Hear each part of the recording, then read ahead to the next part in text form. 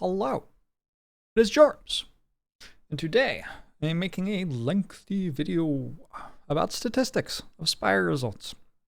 This has been something that I have wanted to try to do a good job of for a long time because on my channel, if I am asked questions repeatedly, I like to have a good answer to them to direct people to if they are too complex to answer quickly on the channel. And statistics is very complex and very difficult. So it is like not trivial to make a video like this. Unfortunately, it's taken me a long time to sit down and do it. There's also some like drama within the scene about what people think is appropriate to say here. So some of the reason that I haven't done this for a long time is there's like anxiety and distress around the thing. But yeah, I would like to have this video for you to establish what I think about the statistics of Spire results, tell you my understanding of what's going on, and talk about what I think it means for the Spire community in general. My first point here is statistics is complicated and it is easy to do wrong. Statistics is often presented as something that people can do very easily. You can watch a baseball game and see a win probability, and someone might ask you, what do you think this team's chance of winning is, with an expectation that you'd have a reasonable idea. Generally speaking, I think many people who play strategy games have massively overinflated opinions of their ability to use data to draw accurate conclusions. It's just not easy. Statistics has about the same amount of mathematical complexity as other fields of math, in my opinion. And statistics also has layers of cultural understanding on it with like frequentist and Bayesian interpretations of data, which take a lot of time to understand, are not necessarily intuitive to people. And yeah, if you're getting into statistics, you're going to be learning about lots of tests invented by white guys in the 20th century and trying to understand what they mean, when they're applicable, what the assumptions that they make are, so on and so forth. It's difficult to use statistics just to say what is currently happening, let alone what that means or what will happen next. Sometimes just working out what the metric you want to measure something by is very difficult, and which one you choose can change your understanding of what's going on. So personally, I've taken post-grad statistics courses. I've spent much of my life in settings which have taught me decent data literacy. I wouldn't say that I am a world-renowned data scientist or anything. That would be absolute nonsense. But I have studied this at university. I did play 3.5 million hands of poker and keep and analyze my database in order to do that. And, you know, I played successfully. I was able to look at that data and find things in it which made me a lot of money. But yeah, even though I have those limited credentials, definitely think critically about what I'm saying here and my attempts to illustrate things. I would not be surprised if I have some of this stuff wrong. Statistics is very hard. Very, very difficult. I'm just doing my best here, and anything that I do attempt to do is going to be incomplete because statistics is a field that you can study for 4 or more years and still basically only have scratched the surface of. So in one YouTube video, I am not going to give you a sound understanding of the entirety of statistics, unfortunately. So let's get into stats.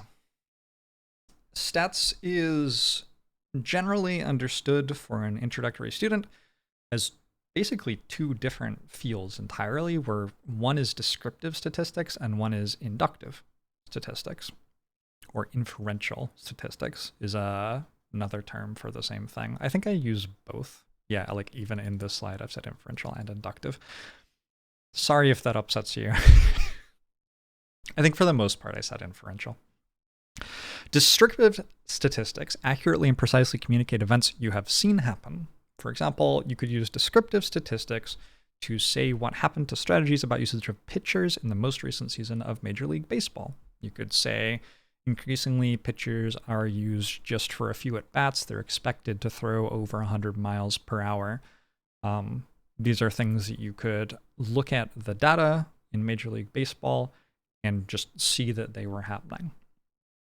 Of course, you had to decide that that was something that was interesting to look at, and your decision to make that observation and state it statistically implies things about like what your priorities are. You might care in particular about the health of pitchers or understanding how pitchers are being used, and as such, you're looking at a certain type of thing and finding a certain type of statistics. Inferential statistics is generally considered to be much more complicated and is an attempt to understand what those events might mean about the world as a whole, along with some statements on the likely accuracy and precision of the gained understanding. So when we see that this season pitching strategies have changed in this way, inferential statistics might try from there to infer something about the health of pitchers or what might happen 10 years down the way if pitchers keep being treated like this, so on and so forth. I think I've sort of stated what inferential statistics is sort of badly here. Another attempt to state what it is that you take a sample of the entire world or the entire population you care about. So if there are 300 kids in a school, you take 30 of them. And you measure something about them and then try to say something about the larger population. So for Major League Baseball, maybe we're taking pitchers, we're looking at their statistics, and we're trying to infer things about their health going forward. This is fucked. Inferential statistics is so fucking hard. Anyway, it's a bad example, whatever. Descriptive statistics are very hard to master. What are the relevant metrics to measure to understand pitching strategies? How can we compare them to other years? Inductive statistics are even more complex. Stuff's difficult. The anatomy of a descriptive statistic. Here's a bad one. The Seattle Mariners won 90 games. Kind of a descriptive statistic, sort of, but this is so vague that it could easily be misleading or just not mean anything. Here's a better attempt. In the 2022 Major League Baseball regular season, the Seattle Mariners won 90 out of 162 games, enough to comfortably qualify for the playoffs. A lot more stuff being said there, and that's making it a more valuable and accurate and precise descriptive statistic. So we established when this happened, so we know that it's in 2022, so we're not stating something about the 2023 Seattle Mariners necessarily, or the 2005 Seattle Mariners. We're talking about a specific set of matches, the Major League Baseball regular season. We have added context for the number of wins. So, I mean, you could have looked that up. You could have looked up how many games were in the Major League Baseball regular season, but here it's just being given to you as part of the statistic, which is, I would say, good practice. So you can see they won 90 out of 162 games, which is probably a lot more meaningful to you than just hearing they won 90 with no context on what that means. And also we've added that this was enough to comfortably qualify for the playoffs, because sort of implicit in our choice to care about this descriptive statistic is the implication that winning games is important to a baseball team. But in the regular season, the actual outcome of winning games is you make the playoffs or you don't, and you might get a higher seed in the playoffs if you did significantly better, or a lower seed if you did significantly worse, or not make the playoffs at all if you didn't do well enough to make them to begin with. So, yeah, maybe I could improve this statistic by saying enough to qualify for the playoffs with the second wildcard seed in the American League.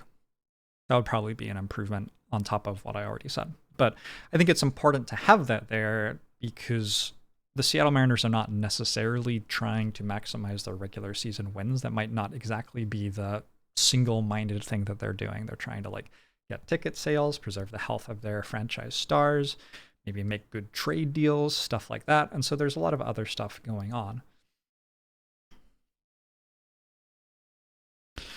So descriptive statistics can easily be used to imply conclusions that they don't really support. Descriptive statistics can be tricky that way. If you say Messi scored more goals than Ronaldo this season, for example, there's so much stuff going on behind the scenes there that you can't really say that Messi's better than Ronaldo because of that. There's more to being a soccer player than scoring goals. Messi also scored more goals than Manuel Neuer.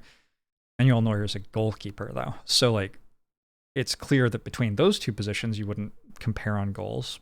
Is it really fair to compare solely on goals between Messi and Ronaldo? Like, yeah, they both play in the front third of the team, but their position in that front third is very different, and they have different roles in the team. What are their passing stats? What are their stats on distance traveled or space created for other forwards, or so on and so forth? What about ball possession and retention?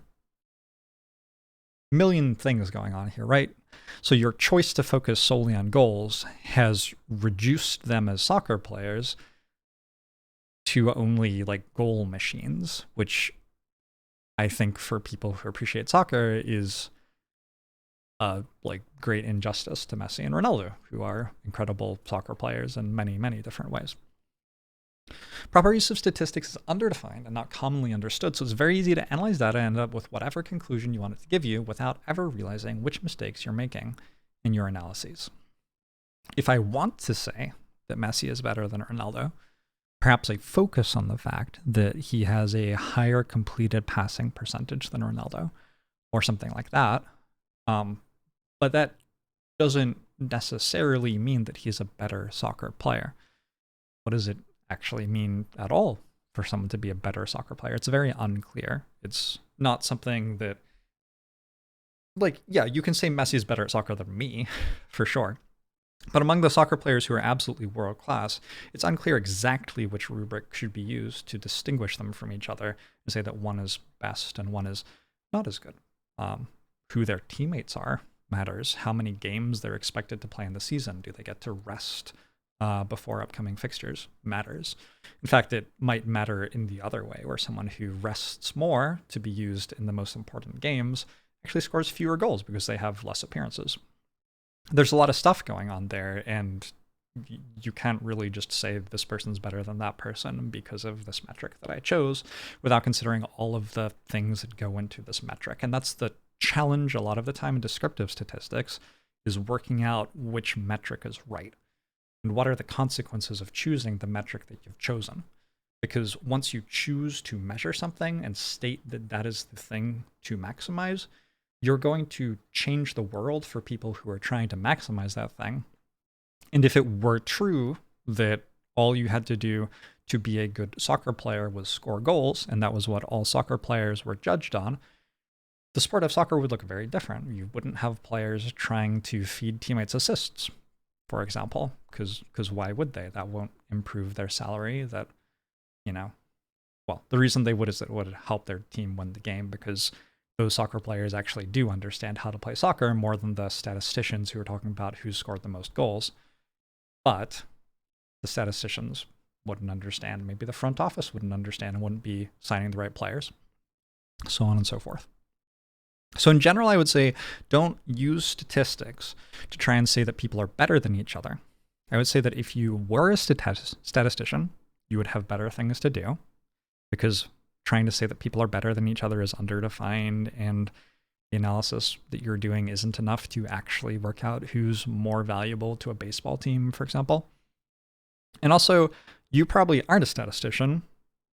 So when you use statistics to try to say that somebody's better than somebody else, what you're probably actually achieving is overstating your opinion in a way which makes it difficult for others to correct you. You're going to state an argument, and then someone else is going to come and say, well, actually, there's all this evidence, and the thing you're saying isn't necessarily the right metric to be measuring someone against, so on and so forth. But if you believe that statistics is supporting your opinion, you might find it hard to be swayed. And that's a loss for you. If you want to understand the world correctly, then being incorrectly attached to false beliefs sucks. That's making it harder for you to understand said world. All right. So I kind of like statistics, but one of the reasons that talking about statistics in the context of Slay the Spire has been stressful and difficult for me for a long time is that people say stuff like this in the Slay the Spire community. Jorbs has about an 80% watcher win rate. He shouldn't talk about strategy to people like us who consistently win more than 90% on her. Life Coach 1981 on his stream.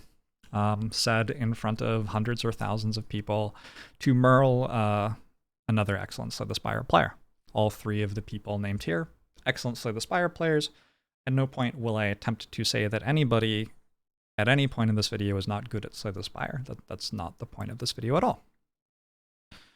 So this is an extremely underdeveloped statement that Life Coach is making.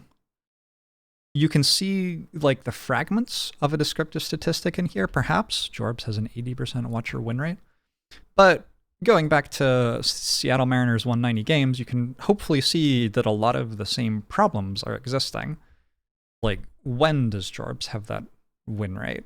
Over what population of games? Is Jorbs' win rate successfully achieving what he wants it to, or so on and so forth? There's also this second element to it where Life Coach claimed that his win rate, he was able to consistently win over 90% on Watcher, and that somebody who won 80%, in his opinion, shouldn't talk about strategy to someone like him, which is, like, in my opinion, kind of fucked up. But, you know, maybe we'll get to that in a bit. So, anyway, this is, yeah, it's an example of using a statistic to support an opinion with the implication that the statistic validates your opinion too. So this is like a pretty bad thing to do. I would say that the actual thing that Life Coach is expressing is Jorbs shouldn't talk about strategy to people like me and Merle.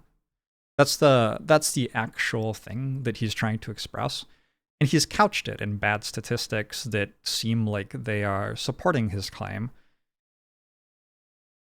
I don't know why. Maybe he thinks that it makes his claim more valid. I think that often people who espouse very cruel beliefs will couch those beliefs in bad logical arguments to try to make it sound like it's not their fault that they're being cruel, which is kind of weird. But I've had a lot of experience with people who are sexist acting that way in my life. For example, people who say like, oh, I like people of the opposite sex, but the data on this says that they just aren't as whatever as us.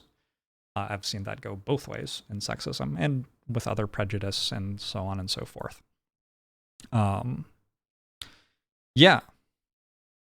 It's sort of the same sentence structure as trans women tend to be taller than cisgender women, so they shouldn't be allowed to play basketball with them. That's like, it's the same sort of structure. And that sort of structure is gross. It like actually brings me some amount of pain to exist as a human in a world where statements like that are made. And it sucks to have them made about myself or my friends, because I've heard statements like these made about my friends in the Slay the Spire community as well. Anyway, one thing on top of all of the other stuff that's going on with, like, what is Jorbs main, like right now or over the course of my career on this patch or on other patches? What is this? Anyway, a big thing that's uniquely strange to me is win rate. Because win rate represents one of those inferential uses of statistics, where I guess the implication is that Life Coach has looked at some sort of data or created some sort of data in his head, and he's inferring from that what my win rate is. Like, he's seen that I won 40 out of 50 games once, and so therefore he's inferring that my win rate is 80%. But that's not good use of inferential statistics. Inferential statistics acknowledges that it doesn't know the truth about the world, and so attached to any statement about inferential statistics should be some sort of recognition of how confident you are in the claim that you're making and what you think its accuracy and precision are likely to be. That's not being done. A way to repair this might be to say it's unlikely that Jorbs has a greater than 80% watcher win rate based on my observation of his runs this year. For example, it would still be inaccurate and cruel, but it would be a much more sensible inferential statistic, which someone listening to it could then, like, I don't know, go check or decide what they think on their own or something like that. That's not happening. So a big problem with this statement being made about me is we haven't established a data set. And I'm using a statement made about me because I don't want to be offended for other people, but I have definitely heard statements like this made about other people. I've heard statements like this made by people other than Life Coach. I've heard statements like this made by viewers of Spire channels. I highlighted one that stuck out to me as particularly egregious in being made by someone who was very public and often didn't make a great effort to be kind or thoughtful in what he said, because I didn't want to single out other people. And if that guy's saying this shit in front of 1,000 people about me, then he can fucking deal with it when I say it back. Honestly, I'm not really saying anything comparable here, I don't think, but you know, I'm using him as an example. But yeah, like, it's not like this is the only time that something like this has been said in Slay the Spire. So a huge problem is, what is our data set? Unlike in baseball, there's no competitive Slay the Spire season, right? It's impossible to fairly compare the results of one player to another because we are not competing in comparable ways. There's not like one of us is the Seattle Mariners and another one is the Houston Astros. We played the same length regular season. We are playing in the same baseball league with the same rules and regulations. None of that's going on.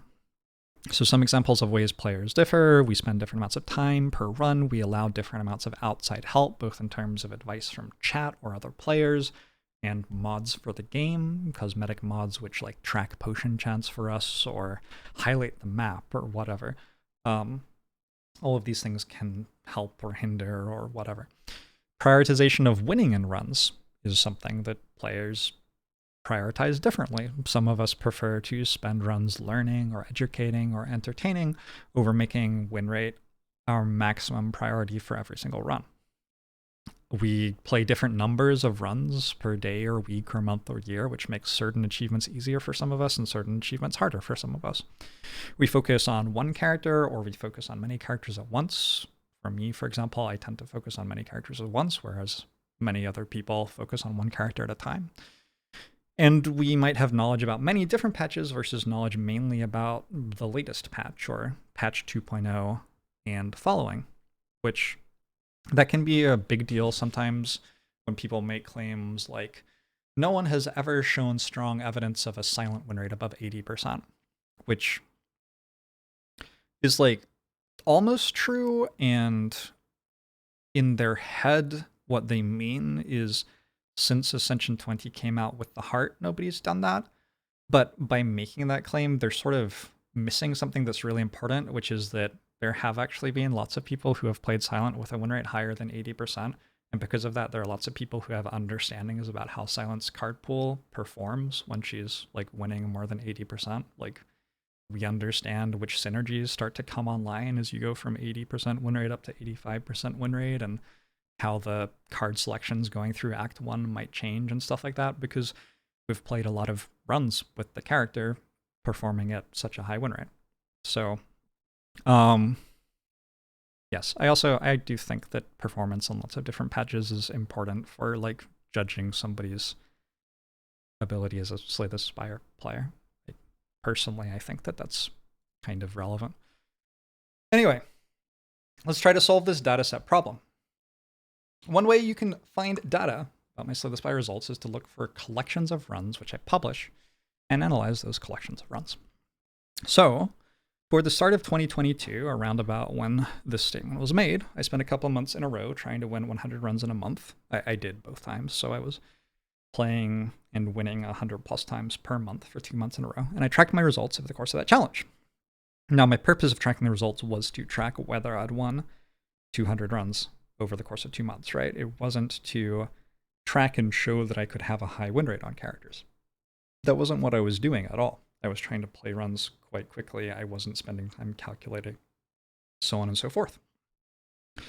But anyway, my watcher results during that dataset had about a 70% win rate, which is actually significantly lower than 80%. When I saw Life Coach say this about me, because like people clip shit and send it to me and stuff. This is just a thing that happens. People also come into my channel while I am streaming live and tell me that this stuff has happened. Sometimes like multiple people will come into my channel while I'm streaming Minecraft, just trying to relax for the evening and be like, hey, a life coach has been shitting on you for 15 minutes. Do you have any comments? And my general comment is like, can he fuck off? I sent him messages multiple times asking him to stop talking about me on his stream. Anyway, the thing is about these results, they don't have any relevance to my ability to win on Watcher if I'm trying to win each Watcher run, right? I've clearly stated that I'm trying to do something other than that, and what I'm trying to do is clearly at odds with the idea of trying to win every single run. I'm not playing 6-hour-long analytical runs. I'm trying to win runs in like under an hour, ideally, and it's much more important to me to like in service of my goal, it would be more valuable to have a 50% win rate and take an hour per run than it would be to have a 100% win rate and take 6 hours per run. I would be winning 3 times as many runs per hour if I did that, which would make my goal much, much, much more achievable.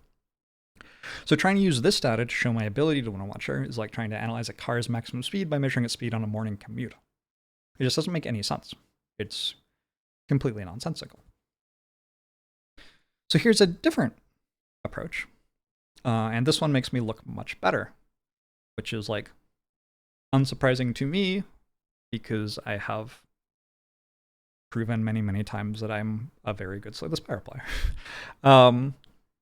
So firstly, my assumption would be that we would care about someone's win rate when they are prioritizing winning, not just like someone's win rate in some abstract like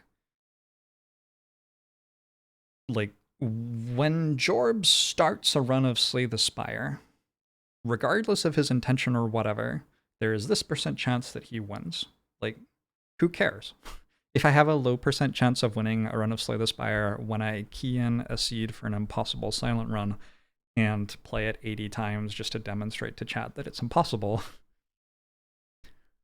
that has, like, including a run like that in my statistics for my overall win rate is very dumb. And there are far less relevant things which are also dumb, like far less emphatically impactful things which are also dumb. Like if I decide to stream for a while in the evening, playing some music and having a beer and chatting with my viewers, and I play like 4 runs and buy Prismatic Shard every time I see it, deciding to include those runs in a data set analyzing what my potential as a Slay the Spire player is very bad statistics. You're not doing a good job of finding out what my potential as a Slay the Spire player is. Managing a data set to be appropriate data for what you're trying to analyze is important. And in Slay the Spire, we don't have the luxury of having a Major League Baseball season that makes it really easy to do that. Although, like, even in the Major League Baseball season, we like understand that some games are not relevant games. Like once a team's playoff slot is locked in or impossible to achieve, you're going to get position players pitching and they're going to rest their stars and stuff like that. And so even in that situation where there's an established season and shit, we still understand that some games... Anyway. So the way that I personally say that I try to prove my ability at Slay the Spire, and this is how I've pretty much always been, is that I try to get win streaks. So I'm not trying to get win rate over time. I'm not trying to get like 80 wins in 100 runs. I'm trying to get 20 wins in a row. And I personally do this because it gives the best leverage on my time spent trying to win in terms of providing evidence that I'm good. So my last 300 runs, I've had 3 20-0 win streaks on Watcher. 3 times separate from each other that I have won 20 runs in a row. If my Watcher win rate were 80% as claimed, win streaks of this length should only occur once every 435 runs on average. Seeing 3 of them in 300 runs is strong evidence that my win rate is above 80%. So this is some code that just looks at the chance of getting 3 win streaks in 300 runs if my win rate is 80%. I'm not going to attempt to claim that this is good code. I use Java because I think it's somewhat readable.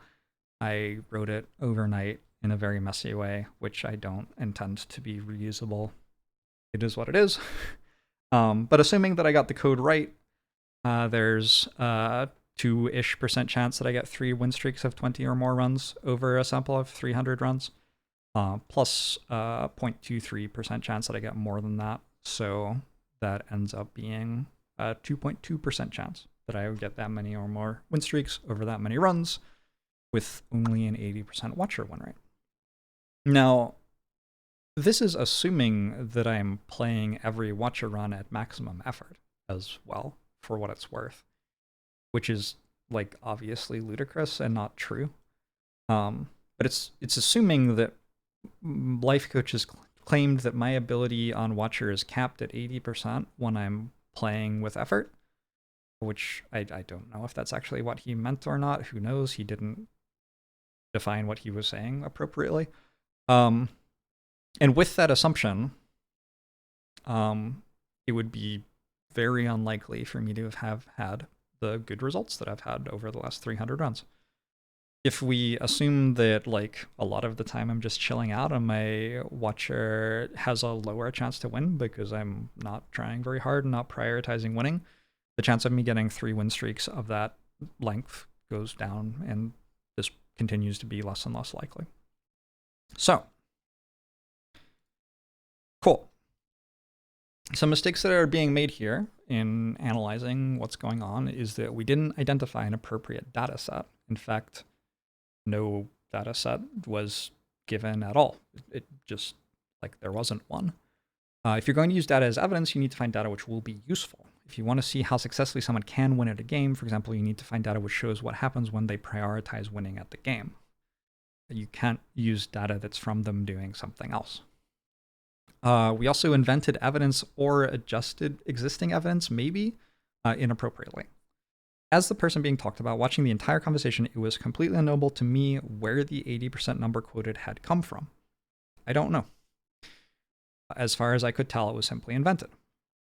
So I personally think that's extremely unkind and immature to invent negative things about other people's abilities at their jobs, which streaming Spire is my job, and to say them in front of large audiences. I would identify that as like very bad behavior and not an okay thing to do. Because no dataset has been provided, I don't actually know if the statement is meant to be when I start a watcher run with a prioritization on winning, or when I start any watcher run at all, for what it's worth. I assume since this was meant to be as evidence that I shouldn't talk about watcher strategy with other people, that would mean that it had to be when I start a watcher run with a prioritization on winning. But I don't really know. I'm not sure. Personally, I definitely think the first one, I'm thinking about my own win rate or the win rates of others, and I think that that's obviously the sensible and fair way to think. Problem 2.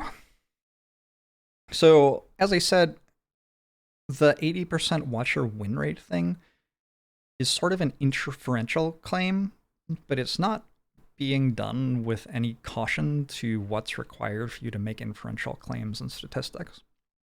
So, it's not just a statement about my results on watcher as a census, as a body of results or anything. It's a statement about an imagined population of runs. The idea being communicated is if I played lots and lots and lots of watcher runs, I'd win 80 for every 100 that I played.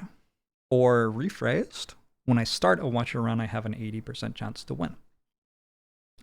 So this is getting into inferential statistics now, and you need to, in inferential statistics, along with supporting them with like data and a method and everything like that, you need to have some sort of statement about certainty and like range of likelihood.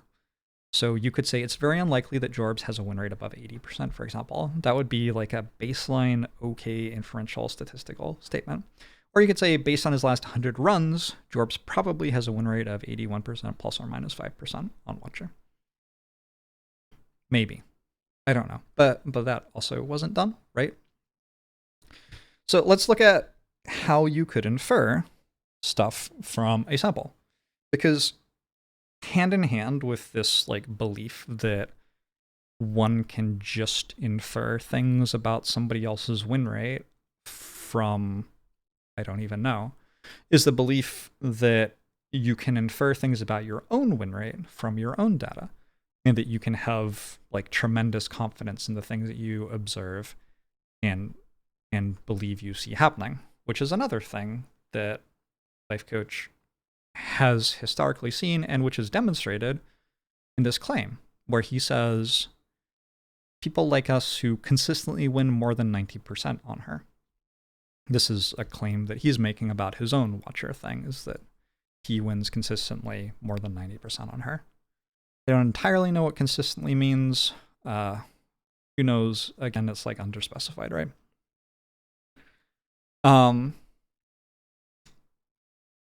But let's like look at that claim.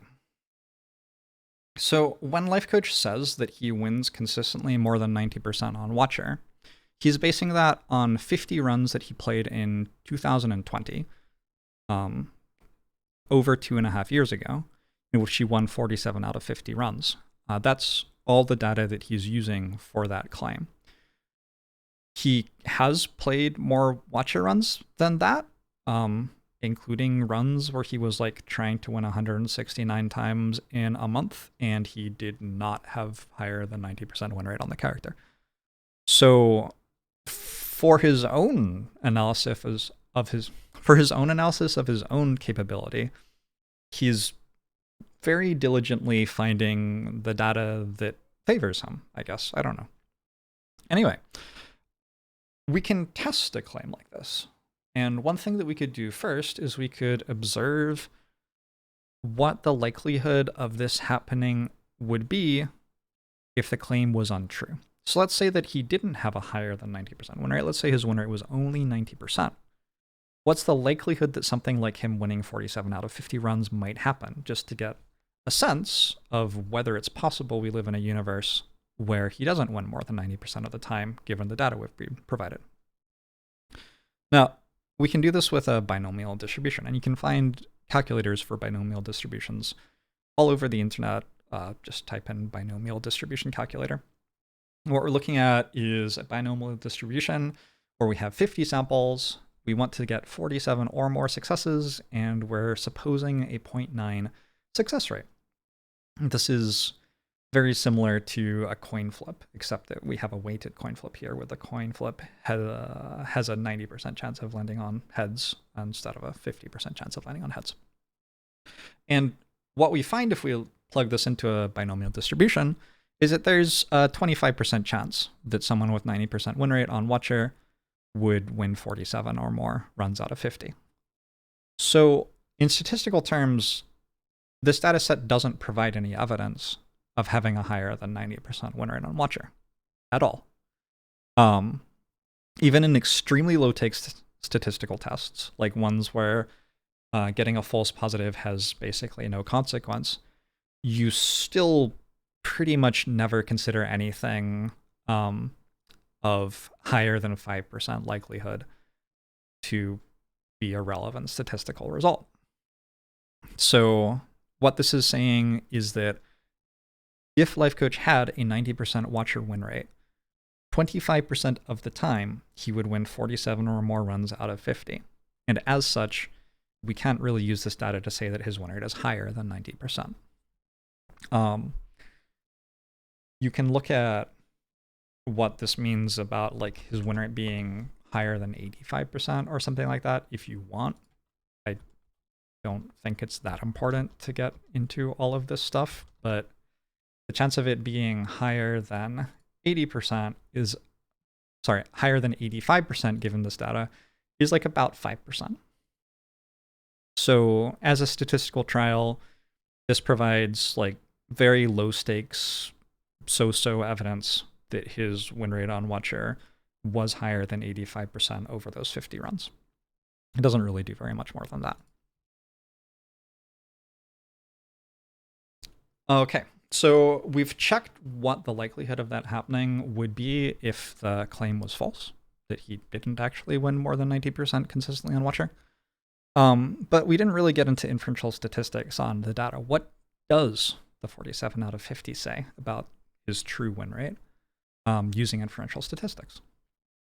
And the answer, dissatisfactorily, because statistics is really hard, and it's kind of bullshit and it's difficult and you can't just find out whatever you want about the world easily. Unfortunately, it would be really cool if we could, because we could make all sorts of incredible leaps forward in medicine and public welfare, and we could work out how to distribute traffic better and how to house people better, and we could present information more clearly about threats that we faced or the risk of war, or like it would be so cool if you could just do whatever you wanted with statistics, but you can't.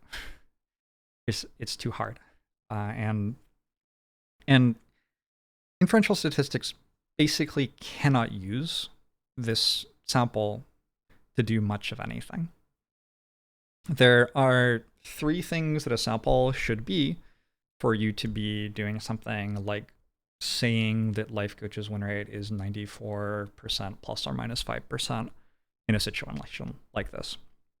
One thing is that the sample should be a random sample from a population. This is not a random sample from a population. So the population that we would care about is like all of life coach's theoretical runs of Slay the Spire. But that's not what we've got at all. What we have is 50 consecutive runs that were played 2.5 years ago where he focused exclusively on Watcher. We want a sample of all of the potential runs that Life Coach could play on Watcher, and instead we're getting 50 consecutive runs that he played once where he focused exclusively on the character. So that introduces all sorts of potential bias into our results. For example, if he were better on the character at that time than at other times, that bias would be reflected in our results. We'd see results that suggested he was better on the character than he actually is.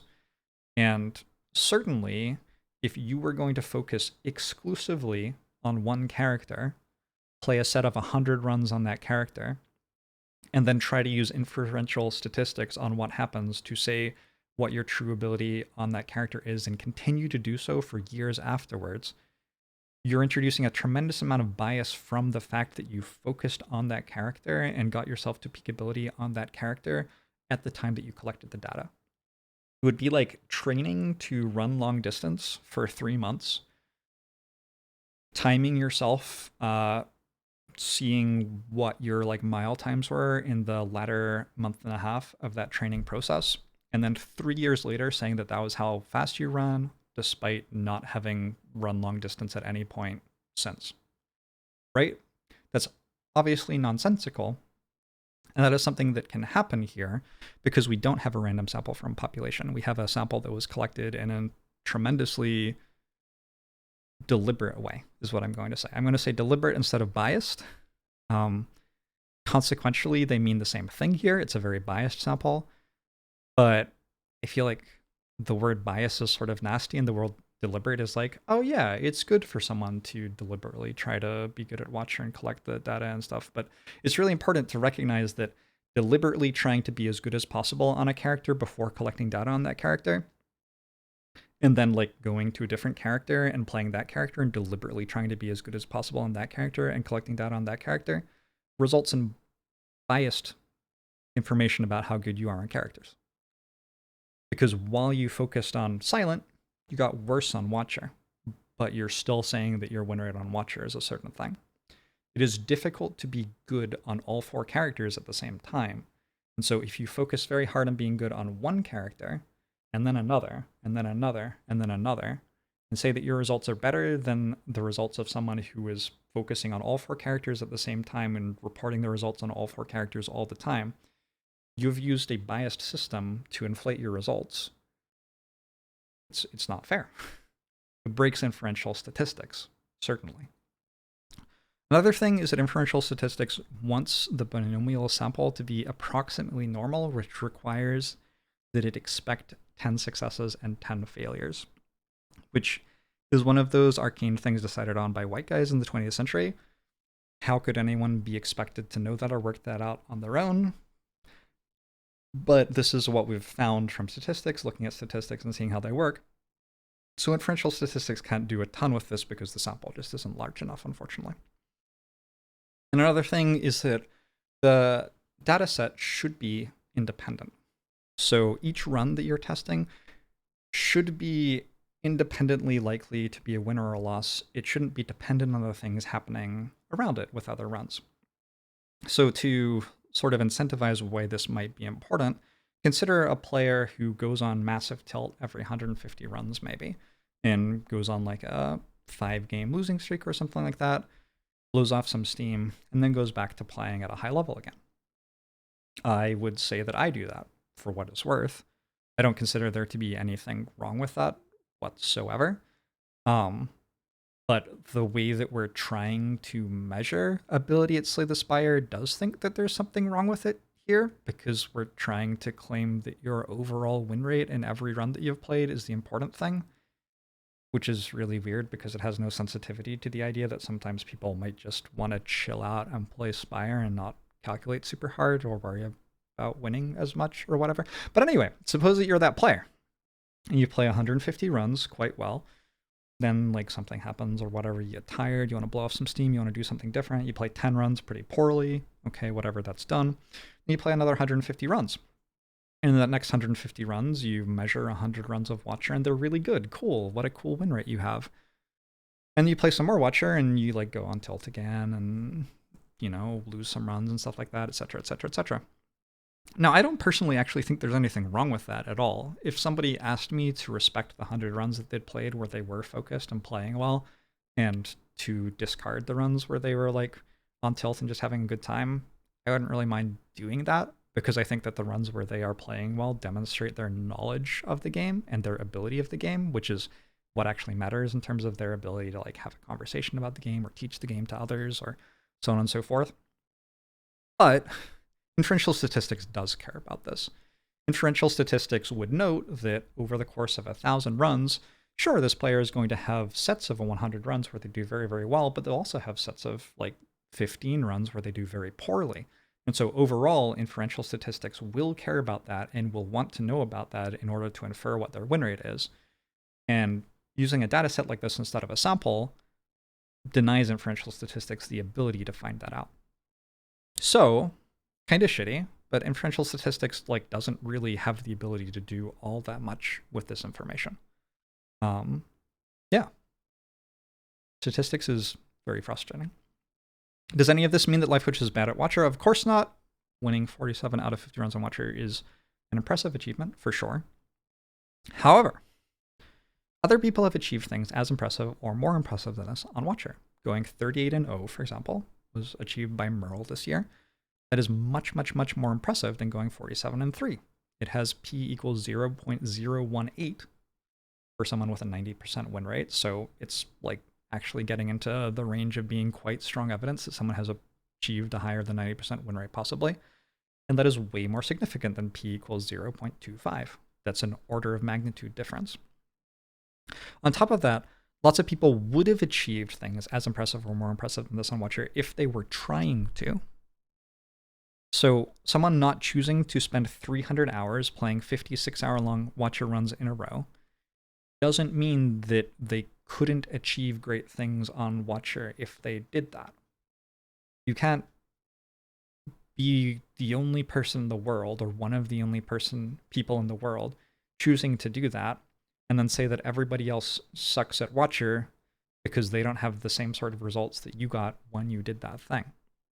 So, as an example, I rotate through the characters all the time, which means that I have better results rotating through the characters than almost any other player in the world. Like, I've set tons of win streaks.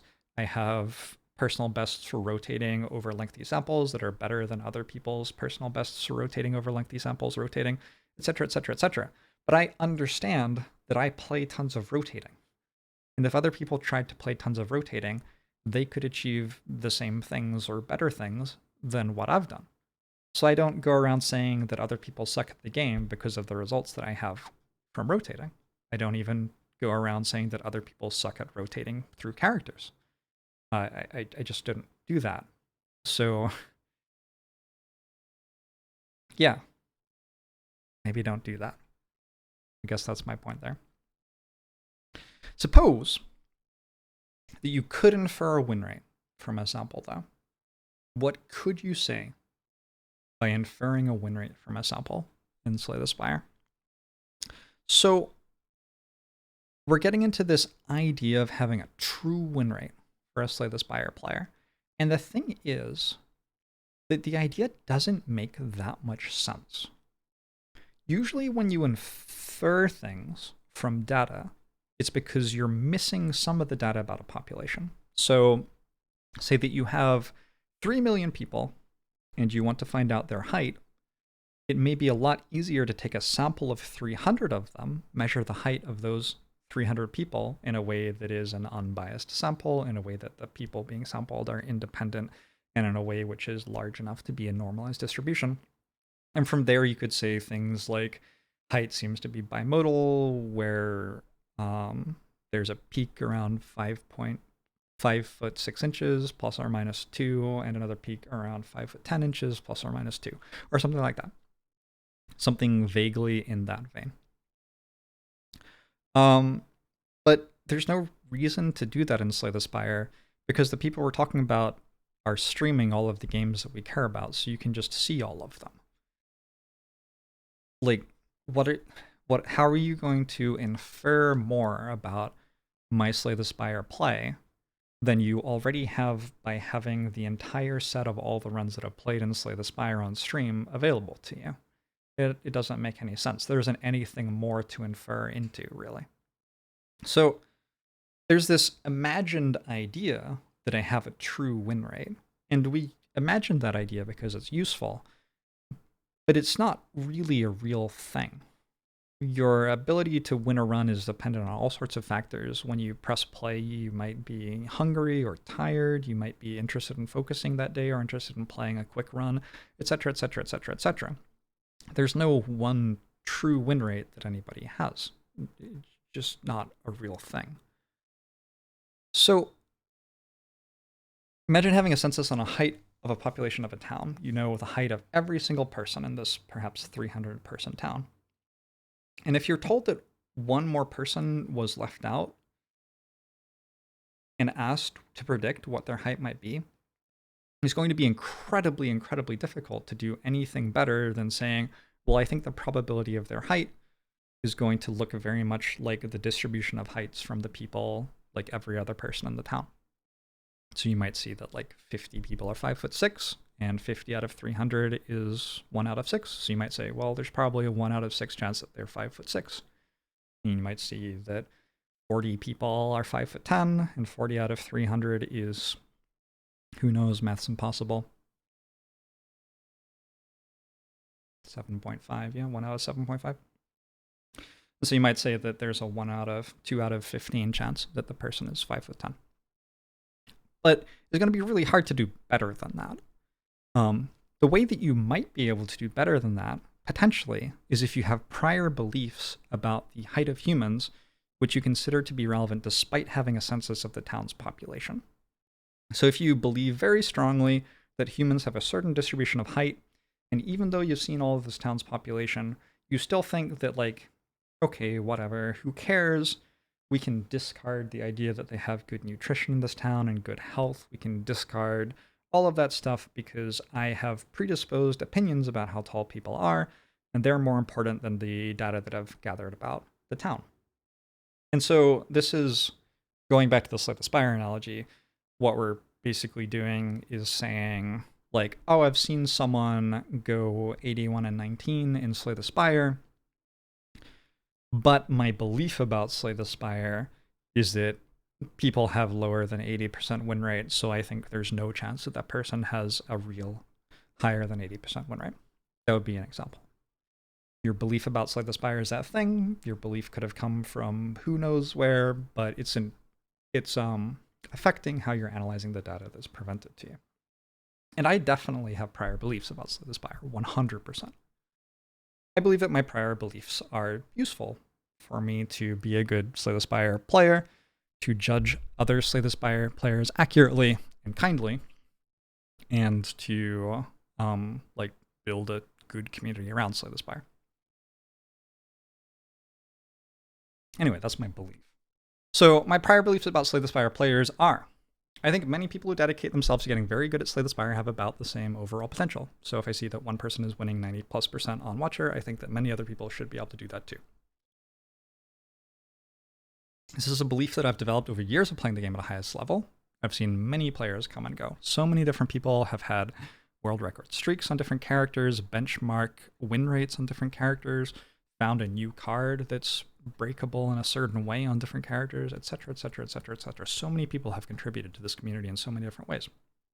And the belief is also entrenched in the recognition that we're all playing the games in front of each other. We're all playing like on stream where people can watch, or posting about our results on the Reddit, or sharing it in Discord and talking about the strategies that we're having success with. So the game has people who are succeeding explaining why they're succeeding to everyone. It's not a game where we're trying to hide information. It's not like chess where Magnus Carlsen has immense databases of opening preparation, which he will not share with other competitors who he's playing against in tournaments. That's not happening at all. We're all telling everybody else what we think about the game. On top of that, the game has no component of mechanical execution. So, if someone's patient enough to do appropriate amounts of math in a run, and paying enough attention to see which strategies are tending to succeed on which characters at a time, I just don't see any reason whatsoever that someone who's like pretty good at Slay the Spire to begin with can't get to a point where they're achieving about as much in Slay the Spire as other people. Now, it might take like 2,000 or 3,000 hours to do that, and you might have to start off as someone who's very good at card games and strategy games.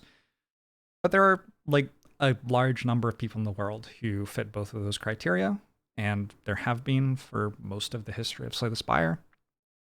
So I just think that that's generally what happens. That's a belief that I have. You can compare this, by the way, to a game like Faster Than Light, where for a long time I held the second longest win streak in Faster Than Light hard no pause of 23 runs in a row. And as the person with the second longest win streak for the game, I was considered like fairly clearly in like the top 5 players for hard no pause, I would say. And yeah, like it was generally understood that I was very good at the game for doing that. However, Faster Than Light hard no pause has a huge mechanical element to it, which means that it is possible for people who practice a ton to like meaningfully get much better at executing in it. Think about games like StarCraft, where certain people are just like kind of unbeatable because they get so clean in their execution of macro and micro, things like that. And so, since my time playing FTL, someone has come in and won over 100 games in a row in hard no pause. And nobody else, to my knowledge, has won as many as 40. So my beliefs about Faster Than Light players are that it is very, very, very possible to someone to be legitimately better than other people because they have spent the time building technical ability for the game that other people haven't spent. I just don't think that's true for Slay the Spire. I don't think that like everyone in the entire world is equal, equally able to beat every strategy game. I just think that there's a fairly large pool of people who are good enough at Slay the Spire to be at approximately what has been demonstrated as human potential at the moment, because human potential is publicly available and there's no mechanical ability required to execute it. Sorry, I've been talking a lot. Within this belief, I believe that there are many ways to be a valuable Slay the Spire player. So not only do I think like there are lots of people who are basically able to achieve like best-ish win rates in the world on characters, I also believe that like if you are someone who doesn't focus on doing that, for Silent, for example, and instead you focus on finding a way to use a particular card in a particularly interesting way, or realize that a relic is much stronger than we thought it was, or outline a heuristic for making it easier to win the Hexaghost fight, or something like that, that makes you good at Slay the Spire and valuable to the Slay the Spire community. Win rate is not the only sensible metric for how good you are at Slay the Spire, and is arguably not even a sensible metric for how good you are at Slay the Spire, because my general belief about win rate in Slay the Spire at its peak is that it's mostly measuring the ability to refine strategies to a point where you're making few mistakes with them, which doesn't necessarily mean playing correctly, and doesn't necessarily mean contributing valuable things to the Slay the Spire community. it's not necessarily valuable to work out that there is a way to play the game where you can make a few mistakes and then spend 300 plus hours doing it and present to other people that they could also play the game this way and spend 300 hours doing it and perform about as well as you. Because, like, actual best play may be something else that we still have to discover and develop and work out. And people who are trying to play the game that way may be making many mistakes still and struggling with certain synergies of cards and stuff. So there's still a long way for us to improve in this game. And picking a strategy that we understand fairly well now and trying to maximize it, I don't think means that you're better than everybody else. It also, having a high win rate, requires ability to play lots of runs with focus on win rate. And I don't think that that necessarily has any value whatsoever. I just don't really know why it would. There's no tournament where you have to do that to get a cash prize or anything. I don't think that the majority of people who want to watch Slay the Spire want to see that. Certainly there are many people who want to watch Slay the Spire and see that, but I don't think it's true of the majority of people who want to watch Slay the Spire. I think people are interested in seeing like entertaining play or creative play or hearing jokes while you play. So those are my prior beliefs about Slay the Spire players. Let me take a sip of water.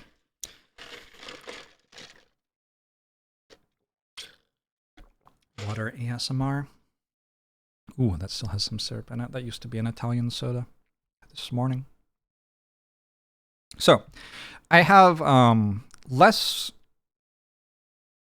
optimistic and positive opinions of Life Coach's prior beliefs about Slay the Spire. Now, I don't necessarily know everything about Life Coach's prior beliefs about Slay the Spire. One thing that is true about me and Life Coach is that we have exchanged, like, I sent him a DM, and then he sent me one back, and then I sent him another one, and that is the extent of us talking to each other in the history of the world. And yeah, it's really weird that he talks about me on his channel and acts like he knows shit about me, because I've like reached out to him to offer to collaborate. I have tried to correct things that he has said about me on my own stream, and have generally not said a whole lot about him, I don't think, but this is still a thing that happens. So anyway, evidence that I have about what Life Coach's prior beliefs about Slay the Spire players might be are: 1, my first interaction with this guy, like, I knew that he had come through Hearthstone and stuff. I have friends who know him from back then, and we won't get into that. But 2.5 years ago, I checked out his channel. I was excited that someone with 100,000 plus followers was checking out the Slay the Spire game and participating in its community. That was cool. And he said, I watched the other streamers. I wasn't impressed. Terrence, Baylor, Jorbs, nope. And he did a sort of like this, like, he was like, nope, Jorbs. And I remember thinking that it was like watching someone pessimistically observe that their pets had to be put down or something like that. Like, it just seemed like so detached from the idea that we were people with a value in any way whatsoever. He was just saying that we sucked, and at this point he had played like 20 runs of the game total in his life. Aside, by the way, I've had a lot of people express to me that it's really impressive that Life Coach did well in his first 50 watcher runs, who, like, it feels like they're missing that many people had spent thousands of hours developing understanding of Slay the Spire, and for all of his watcher runs, Life Coach had a bunch of people in his chat who knew a ton about Slay the Spire from other people spending thousands of hours developing our understanding on it, like giving him advice on what to do. Anyway, just an aside. That has irritated me in the past, but whatever. Since then, I've heard from viewers that he's saying negative things about me fairly often. He once had a conversation about me with his wife where they agreed that some people just don't analyze as deeply as others. He liberally says very negative things about my win rates. He says win streaks are just variance and can't be used as evidence of ability, etc. I highlighted that in red as a bad statistical claim as well, like this one back here. So I eventually, yeah, I reached out to Life Coach. I DM'd him. I said, hey, please stop talking about me on your stream. And then he kept talking about me on his stream, so I've had him blocked since then. And I set a rule that we don't talk about other streamers on my channel because I didn't want to have to explain all of this to everybody anytime anyone asked about it, basically. So I made myself a rule that I couldn't really talk up my friends and be positive about the people I did like, because I didn't want to have to, it's obvious from a mission, right? If someone's like, what do you think of Baylor's Slay the Spire play? And I'm like, oh, Baylor's awesome. He's such a cool guy. He's very nice to everyone. He's done some really cool things in the characters and played the game in very creative ways. And then someone's like, well, what do you think of Life Coach's play? And I'm like, I would prefer not to say. It's like, it's obvious, right? And I don't like lying to my audience, so I just made a rule that didn't put me in a situation where I had to. I was generally sad and angry that a major streamer of the game I streamed was saying very thoughtless and cruel things about me. For me, the sadness and anger processed into anxiety, because being sad and angry in front of an audience isn't something that I feel I'm allowed to be as an entertainer of an audience who want to be entertained and happy. It's meant to be a light entertainment broadcast where people can enjoy the show.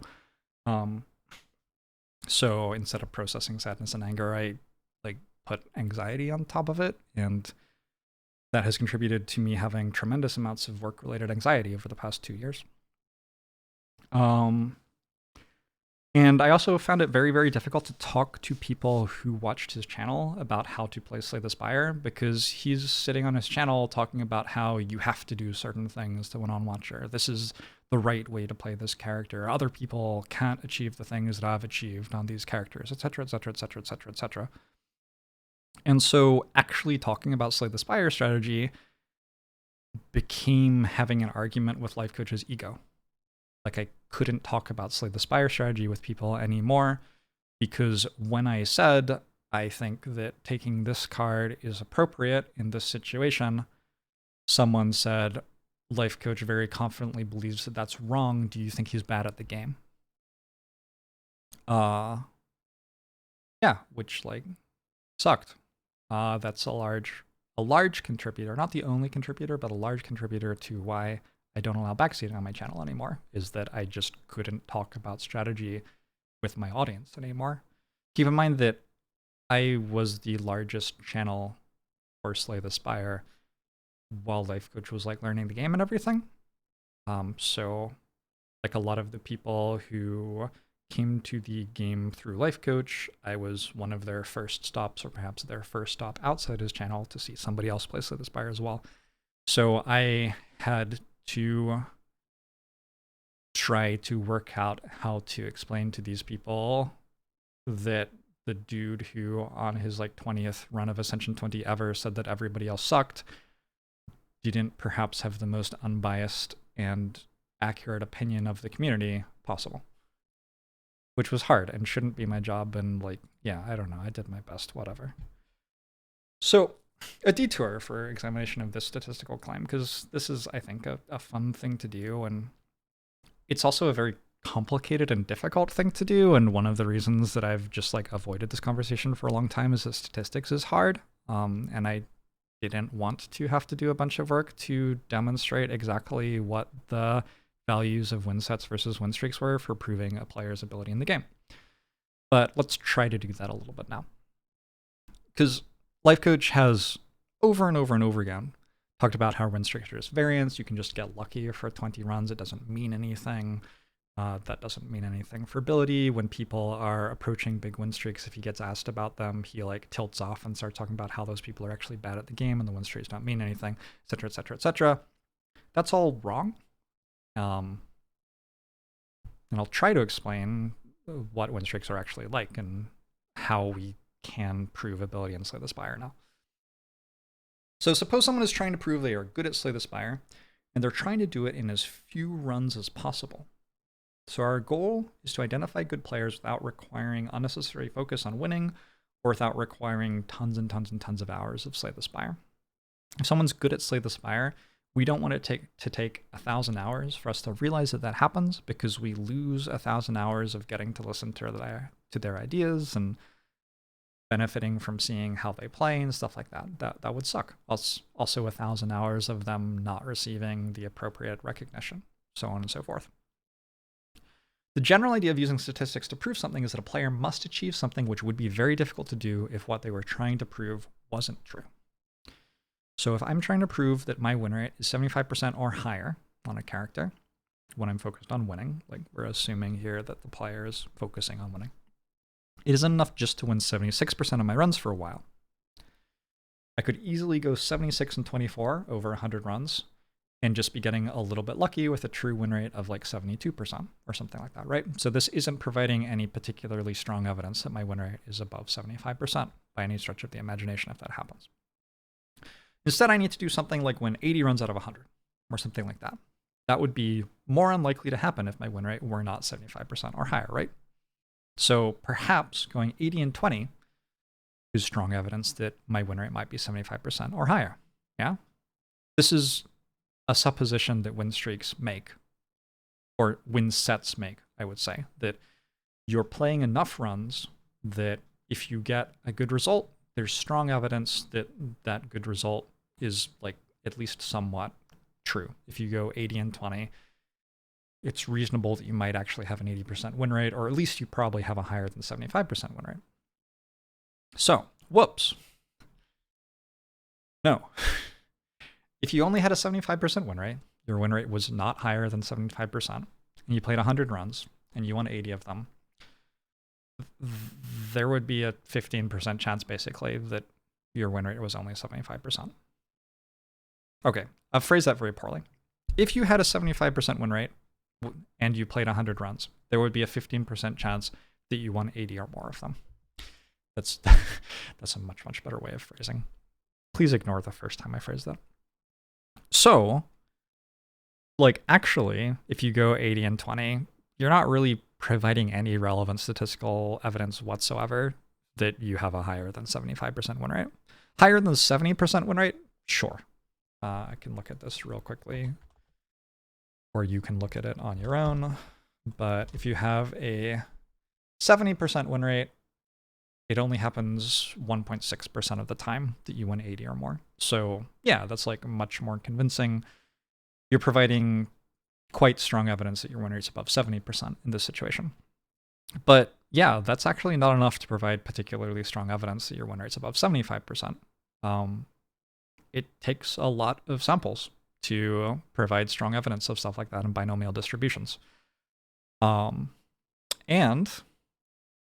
given that it could take 300 or more hours to play 100 runs like this, like some people who focus heavily on sets of runs are playing 4 or more hour-long runs even, it's easy to see that trying to prove a high win rate with this method could be frustrating and exhausting. Expecting to prove your actual win rate is unrealistic. The best you can hope is to show your win rate is above a lower benchmark. What do I mean by that? So let's say you have an 80% true win rate. What if with an 80% true win rate, so not 76% win rate or whatever, I try to prove that I have a higher than 75% win rate? So I'm giving up on proving that I have like a higher than 79% win rate. That's just going to take forever.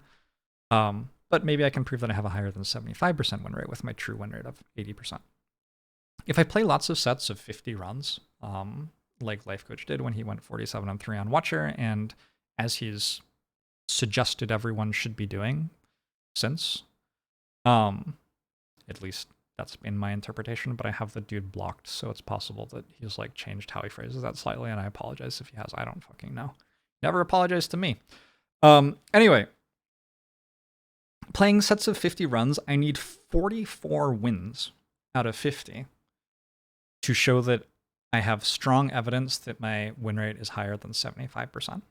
44 wins out of 50 with 75% win rate would only happen 2% of the time. 44 or more wins out of 50. So that's strong evidence that my win rate is above 75% if I see that happen. Not certain evidence, again, but fairly strong evidence. On average, though, that would take me 500 runs to achieve, with a standard deviation of plus or minus 150 runs.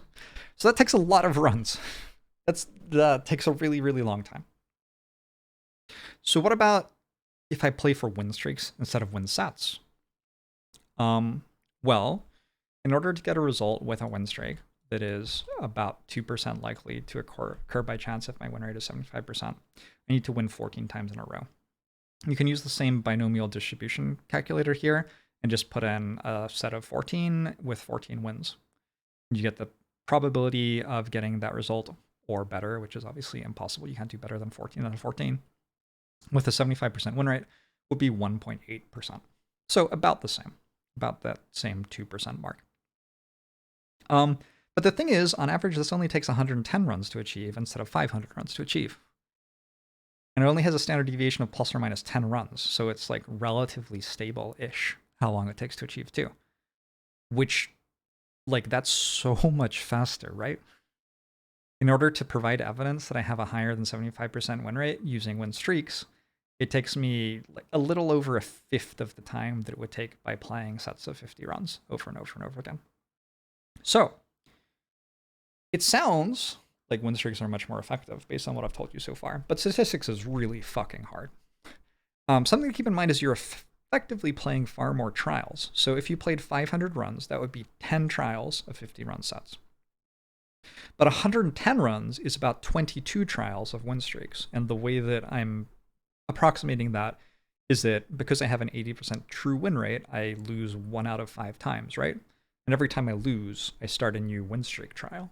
So on average, there's a trial every 5 times, which means there are about 22 in 110 runs. So that means because I'm doing 22 trials instead of 10 trials, there's a significantly higher chance that I get a false positive result when I'm doing all this. If you're curious about the math or the code that I use to get a sense of how likely these different things are, these are, I mean, it's not great code, but that's vaguely what I did.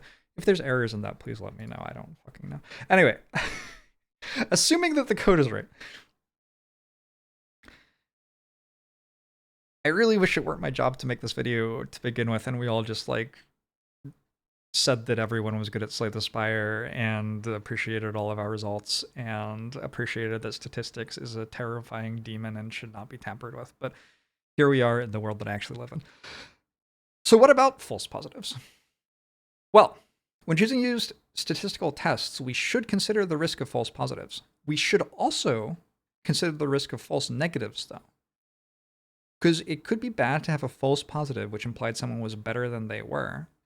That might lead to us, like, saying, oh, wow, that player's really good, and then we all try to copy what that player's doing, and then over time we realize, wait a second, the strategy isn't actually the best in the world at all.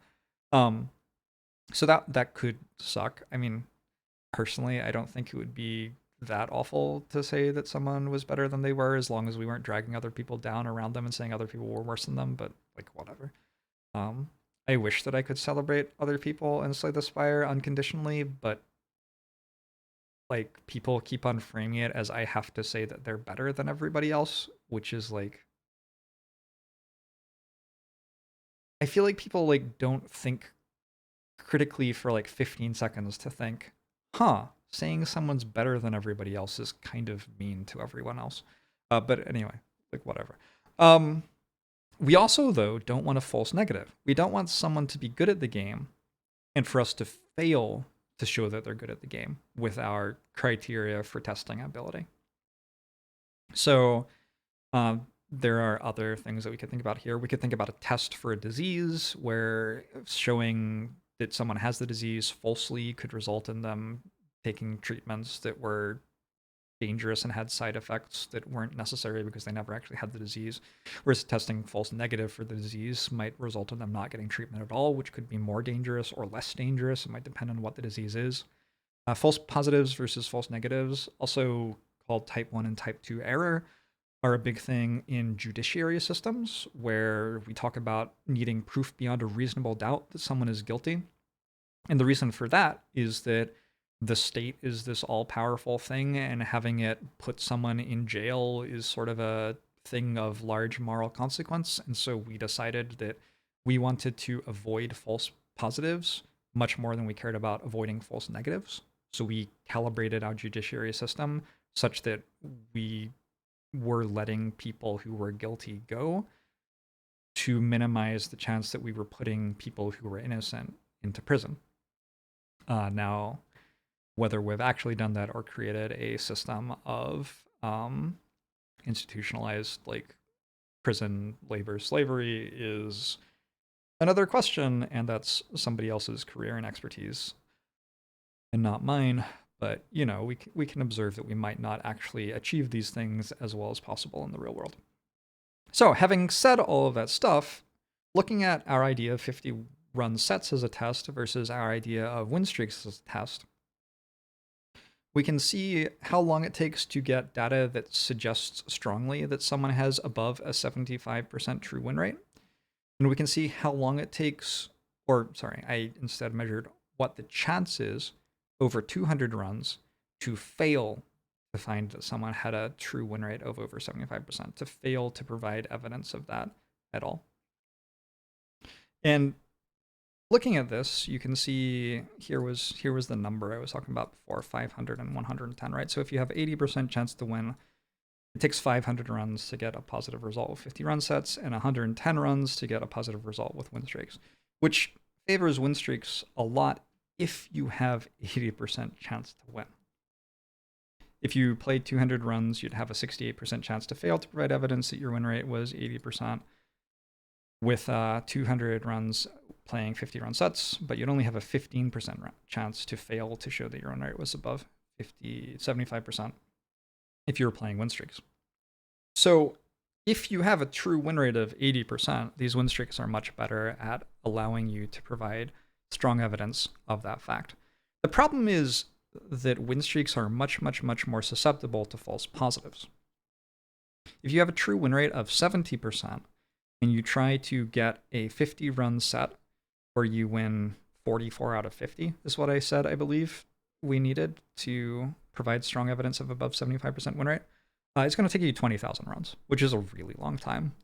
Long enough that over the course of Slay the Spire's gameplay on patch 2.2, we can largely ignore the idea that this happens at all. Like, there may be a few times that someone has an outstanding result, and after a while we think, yeah, maybe they got really, really, really lucky, and it was one of those 1 in 20,000 sorts of things. But that's like not going to happen much at all. We don't have to think about that all that much.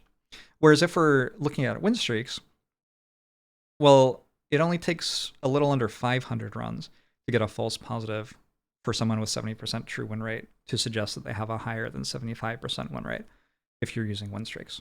So that's a much, much, much higher incidence of false positives using win streaks over run sets. Yeah. So that's definitely a problem with win streaks versus run sets, is their likelihood of false positives, whereas for win sets, you have a much higher likelihood of false negatives. So if you're someone who cares about finding as many people as possible who are displaying excellence in Slay the Spire and lifting them up, you can look at win streaks and say the false positives don't matter that much. Who cares if we say someone's a bit better than they actually are? It's a fun game. We're all in it together. Let's go for this and make it as easy as possible for people to show that they're very good at the game. Whereas if you're more concerned about something like, oh no, we have to make sure that we're not catering to people who have bad strategies and misleading the community into playing the game the wrong way, that's more important than recognizing people's achievements a larger percentage of the time, you could be more interested in these 50 run sets. And we can calibrate these things in other ways. So I looked at p-values to begin with to arrive at the idea of having a 14 run win streak or 44 out of 50 win run set. But you don't have to pick those numbers, and you can pick other numbers as a standard of proof, which have different chances of false negatives and positives. So, can we normalize criteria to equalize risk of false positives and negatives? Might be something that you're wondering. Like maybe you think that false positives and false negatives are about equally bad, so you want to just make it so they're equally likely to happen. Or you might want to minimize the chance of any error happening at all. And The answer is like, no, we can't really do that because we don't know what the true win rates of people are. If the true win rates of like everybody in the world are all between like 69% and 71%, then would want to make error happen as little as possible in this row in order to make error happen less, right?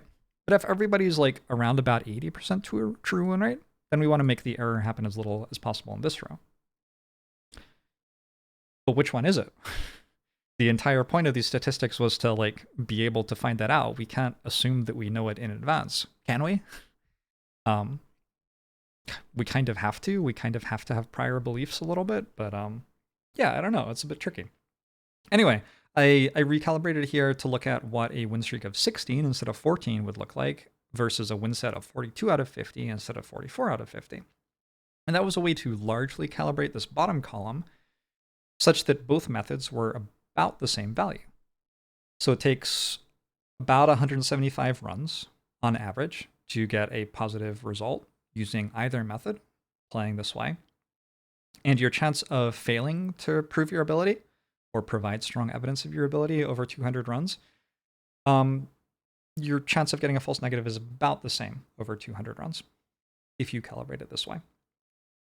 Now, you might notice that like this row is very different. This row still has false positives occurring more often for win streaks than run sets. This row, yeah, has different numbers there. These numbers are a bit different. Like, you can't calibrate these things perfectly. But one thing that I want you to recognize as you look at this is that you can calibrate in a way such that win streaks are useful ways for people to show their ability at the game. They're not simply variance. They're not simply luck at all. What I would say instead is that they are a nice, fun way for people to show that they're good at the game, which don't take too long for people to prove at least some baseline high level of ability relative to their true win rate. And if people get some false negatives, that's fine by me. It's really cool for someone to win 16 in a row if their true win rate is only 70%. Like, that's fucking awesome. That's going to be a wild ride for them, and they're going to love it. And their viewers are going to love it if they're a streamer. And, like, I think that's great. So, for me personally, I think this is cool. With appropriate calibration, win streaks and win sets can provide around about the same levels of evidence for win rates. Not exactly, but, like, vaguely the same sort of range. That said, I significantly prefer win streaks as a measure of win rates or more generally of ability at Slay the Spire. The reason for that is that they fit into other types of gameplay seamlessly. So if I'm focusing on entertaining runs or experimenting with new strategies, just chilling out with my audience for a while, and then I notice that I've won 5 runs in a row, now I can switch my focus into focusing on win rate. And I have much, much, much higher leverage on the time that I spend focusing on win rate for generating a result that reflects strongly that I am a good player of Slay the Spire. Compared to if I'm playing 100 run win sets, I have to play 100 runs with a focus on win rate. Whereas if I'm just trying to get 16 wins in a row, well, the first 5 I might not even care at all. The way that I play these days, the next 5 I probably don't even care that much. And maybe just the last 6 I'm like playing 3-hour runs. It's just not that big a deal, and I get to create the win streaks quickly regardless of that, because the runs toward the end of the win streaks mean more in terms of hours spent than the runs at the beginning of the win streaks. If I'm at 13-0, and I'm a player capable of spending an extra 3 hours on a run to increase my win rate by 5%, it makes a ton of sense for me to spend that extra 3 hours on the run to get a 5% extra win rate, because if I change a loss into a win, I'm not just winning 1 run, I'm also preserving those 13 wins that I had beforehand, which represent a tremendous time commitment in and of themselves, like hundreds of extra hours that the run is worth in my quest to create a 16-run win streak, or whatever it is that I'm trying to do exactly. So, I like that. As somebody who plays Slay the Spire for a variety of reasons, entertainment, learning, educating, and winning at times. I like that there's a way for me to do all 4 of those things and still prove my results and ability. Cool. And aside also here, so a lot of the time here we've been talking about sets of 50 runs, and when Life Coach joined the community, he said it was really important to declare a set of runs ahead of time, and that if you didn't do that, like, your runs like weren't worth as much, like you were maybe cherry picking results. If someone went 47-3 without saying ahead of time that they intended to play 50 runs, like, he considered those results basically to be much, much, much less valuable.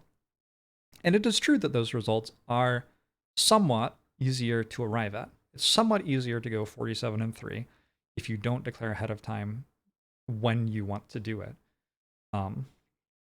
If you can, like, go 47-3 by just playing a bunch and then getting a 10-0 streak and then thinking, oh shit, I'll play another 40 runs really hard and see if I can get 47-3. That's a lot easier than starting a 50 game set at 0-0 and saying you're going to try to get 47-3 out of it from scratch. However, when I say it's a lot easier, going 80-20 in a pre-declared set of 100 runs is about as hard as going 81-19 in a non-declared set of 100 runs. So when I say it's a lot easier, what I mean is like 1 win. So maybe saying it was a lot easier was an exaggeration on my part, and maybe I shouldn't have said that. It's not that big a deal. On top of that, if you were going to set sets of runs and have those be important, one thing that would stand out to me is that you would want to, like, keep in mind that you played 50 runs and went 33-17. And keep in mind that that is evidence your win rate is lower than 75%. So in trying to have an accurate portrayal of what your win rate is, you have to consider this run where you went 33-17 is pretty strong evidence that your win rate might not be above 75%. But that isn't how the win sets work. Unless it's a win set that gives you a win rate that you really like, people largely just ignore that win sets happened. Or at least Life Coach does, or I don't know. This has been a thing that I at least have noticed happen. So, other than unjustly and inaccurately dismissing the results of other people, like saying, oh, that person went 47-3, but they didn't say they were going to ahead of time, so it doesn't really count for anything. Life Coach in this statistical claim up here, when he was talking to Merle, Merle's evidence of a greater than 90% win rate on Watcher was that he went 38-0, and Life Coach said, so you went 38-2 undeclared. Honestly, one of the, like, most confident, cocky, and completely senseless and stupid displays of statistical understanding I've ever seen. Like, yeah. Anyway, so other than unjustly and inaccurately dismissing the results of other people, there's very little non-entertainment based reason to do this. So I would rather try to maximize my personal best over any 100 runs than my personal best over a set of 100 runs. That means more to me. It means more to me to know what the best record I've ever had over 100 runs of Slay the Spire is than it does to be like, well, the best record I've ever had over 100 runs of Slay the Spire is 81-19, but what I really care about is the 79-20 I had in a declared set that I played. Like, no, I care about the 81-19. It's a bigger number. It's more interesting to me and my audience. So, I don't really even know why we're doing that. I don't really get it. If you like it, cool. I'm not trying to yuck anybody's yum. I'm just trying to say, like, other people may not like doing the things the same way as you, and that doesn't mean that they don't have any value or whatever. Okay, cool. I've been accused of, like, cherry picking. I've been told that the reason other people do that is to keep themselves honest, and that I don't keep myself honest about my results, etc., etc., etc. It's all like, I don't know why. Why? Just don't. Anyway, so a bit more evidence about Life Coach's priors. where I'm trying to get an idea of what those might be based on interactions that I've had with him before. Another thing that he did is he came into an established gaming community. He shat all over a main established metric for proving ability, dismissed the ability of all people who had provided evidence of excellence using it, and insisted that people hoping to prove their ability to him had to play the game in a different way.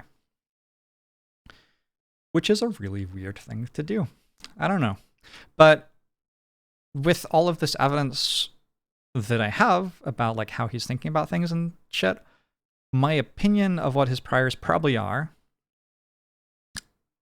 is that he thinks that he's better than other people who play the game. He thinks he's smarter than us, thinks he understands the game better than us, calculates better than us, understands strategy better than us, thinks that we have large gaps in our understanding, which we're just incapable of grasping, so on and so forth. He interprets someone playing the game differently from him as someone misunderstanding the game. Yeah, all that stuff. This is how I feel like he's thinking about things. And so if we have relevant results, it's because we got lucky or because we pursued results in a way which didn't mean anything, like we were rotating through the characters or not declaring our set, or we got a win streak, which is just luck. When he achieves things, he believes they're evidence of even more than what they are evidence of. When he goes 47-3 on Watcher, he says for multiple years afterwards that he has shown that he can consistently win above 90% on her. And he believes that most others could not repeat such accomplishments. He believes that he has an 80% plus win rate on Ironclad. At least that's my understanding. And he said on stream recently that he'd bet $100,000 that I couldn't go, that I couldn't maintain 80% win rate in Ironclad over 100 rounds. Which is such a jarring belief to have to me, because as someone who like recognizes that there's no mechanical element of the game and that everything that he does on Ironclad he has broadcast for people to watch the VODs of, like if he really thinks that he's winning 80% or higher, he has to think he's a really fucking bad teacher for him to think that I couldn't. Like if he was going to pay me $100,000 to achieve that thing, like he doesn't think that I could watch what he did and emulate it as someone who's played 7,000 hours of the game and set world records over and over again and shit. Like what? Anyway, very bizarre shit.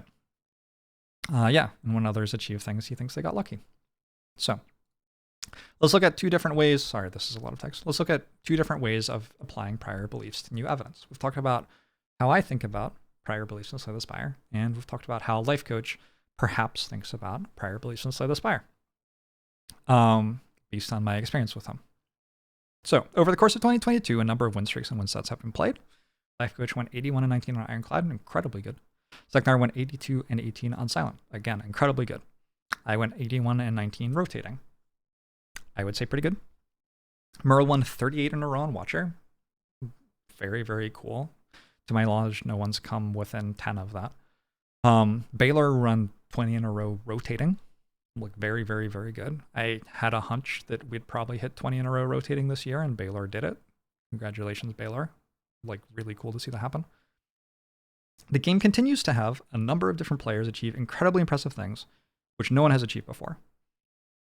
Look at how many different names there are in this list, right? There are many people doing very cool things. And like when I was playing the game on 1.0, like Zeknar wasn't a name that I knew. Merle wasn't a name that I knew. Like Life Coach wasn't even in the community there. So like there are new people coming in and playing the game at a high level. There are people who have like stopped playing the game regularly, but who still have a great understanding of it and like could come back and perform at this level again. People like Crimson Blur or the Munchdown or many others. Like if they wanted to, they could come back and do this. So there are tons of really good Slay the Spire players able to do really cool things. And as we play lots of runs, a lot of us are achieving a lot of cool stuff that's never been done before.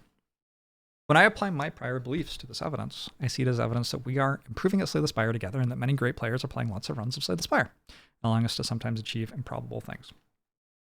Now, having said that, I'm still hesitant to say things like we can beat Ironclad 80% or more of the time, or we've achieved 80% or more win rate on Silent, because I don't think that 82-18 or 81-19 are strong evidence of that, right?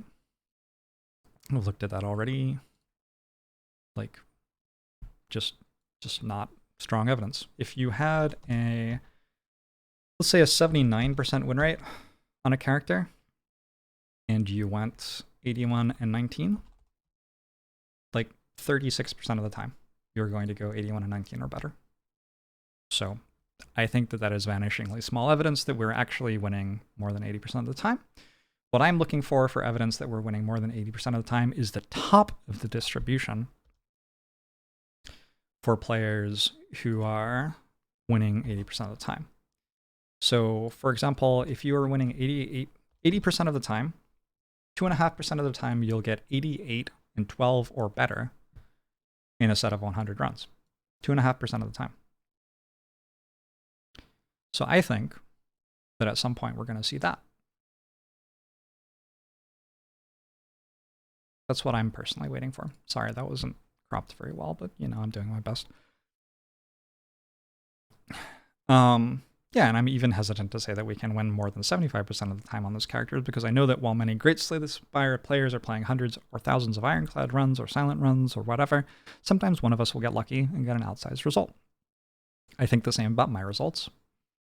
I don't think just because I went 81 and 19 rotating one time, it means that we can clearly win more than 80% rotating or even more than 75% rotating. I don't think that statistically that's what that evidence means. It's too likely that false positives happen over the course of time. It is what it is. Statistics is kind of a shitter sometimes, and it's really hard to prove things. So sometimes people interpret that as me detracting from the achievements of others, which is not what I'm trying to do at all. What I'm actually doing is very consistently adhering to my prior beliefs that lots of people are approximately equally good at Slay the Spire. And so when lots and lots of people who are really good at Slay the Spire play lots and lots of runs of Slay the Spire, sometimes we do have situations where people hit the tops of distributions, where someone with a 75% win rate goes 81 and 19. And yeah, sometimes it really upsets people that I think that. But the alternative, logically, is to think that some people are just better than others. To think that the reason that one person went 81 and 19 and nobody else has been able to do it is that everybody else is worse than them. And not only are they worse than them now, but also as that achievement ages and it's been a year or 2 years since it happened and still nobody else has equaled it, you have to believe also that those people aren't capable of learning to get to a level where that other person was. And I would just much prefer to believe that sometimes people get a bit lucky. I certainly think that every time that I have set a new benchmark in Slay the Spire, I've gotten lucky while I did it. I've never thought that going 20-0 on a character meant I had a 100% win rate, so I don't see any reason whatsoever to go 81 and 19 on a character and think I have an 81% win rate. Yeah, that's my prior belief. In my opinion of when Life Coach sees this stuff happening, what his prior beliefs lead him to believe is that he sees it as evidence that rotating and win streak based play is largely meaningless. He thinks Merle's achievement is about equal to his own 47 and 3, when actually it's an order of magnitude more evidence of win rate above 90%. I haven't heard him congratulate me on 81 and 19 rotating, and am not holding my breath. I assume that what he said when Baylor went 20 and were rotating was that win streaks don't mean anything, because that's what he's said every other time I've seen anybody have a win streak and then him comment on his channel.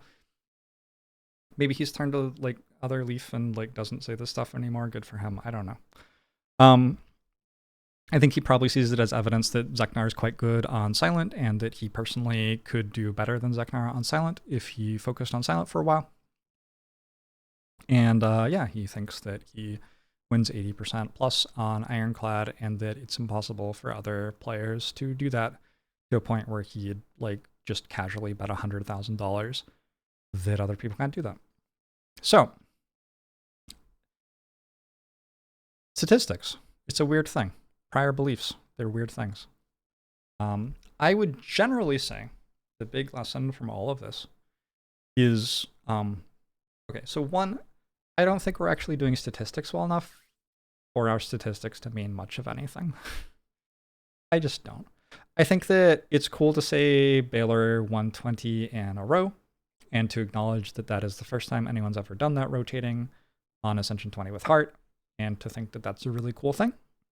I think it's cool to acknowledge that Life Coach won 81 and 19 on Ironclad, that Zeknar won 82 out of 100 on Silent, etc., etc., etc. And to acknowledge that all these things are cool achievements, and they're like the first times that people have done these things, and that's all awesome, right?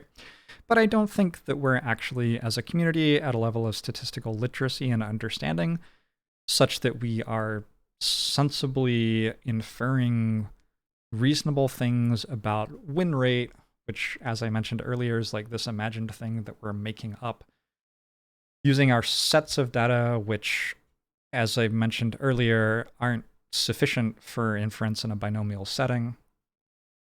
I just don't think we're doing that.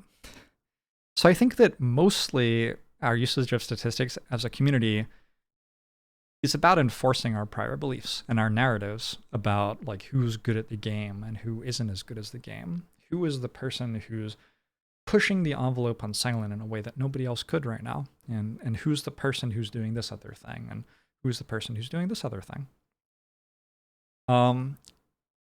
And in a situation like that, you get into shit where like egos come into play, where you get things representing popularity contests. A huge problem with having narratives about who's good in strategy gaming is that strategy gaming is horribly sexist. And maybe this is like a throwaway point to you and you're rolling your eyes as you say this, but as somebody who has known many of the best women strategy gamers in the world over the last 10 years, like I know Hafu, I've been on a team with like Slissa and Ali Straza and Patra and Nicolina, like a lot of like the people in Hearthstone, and I know the Botas sisters, who are not maybe the best chess players ever, but they're like okay, they know how knights move. So when you make a narrative about who's good and who's not in strategy gaming, one of the big pitfalls and the things that you run into over and over again is that people create a narrative that like the person who's slow and meticulous and intelligent and logical and makes a lengthy video that's 2 hours long with 30 slides talking about statistics, they think that person's really good at strategy gaming. I can tell because I know what it's like for someone to be good at strategy gaming. But the tricky thing about strategy gaming is that Slay the Spire doesn't give a fuck. If I click the wrong card, it does not care in any way that I am a middle-aged white guy. I still lose. And so strategy gaming has this ability to be an incredible community building place where people can come no matter their like gender or race or background or any of that other stuff, and they can play a game which treats everybody equally, and where their results are just as meaningful as other people's results. Strategy gaming has the ability to be that. But when we create narratives about strategy gaming that are more important than data about strategy gaming, we deny its ability to achieve that thing. And we end up in situations where Patra is invited to Hearthstone Grandmasters and cannot watch the broadcast back because the chat is full of people spamming that why are they watching a girl? They'd rather be watching Kibler's dog. We create a world where women who are excellent at strategy games are invited to teams because men want to hit on them, instead of a world where women who are excellent at strategy gaming are identified as being excellent at strategy gaming and empowered to continue being excellent at strategy gaming, etc., etc., etc.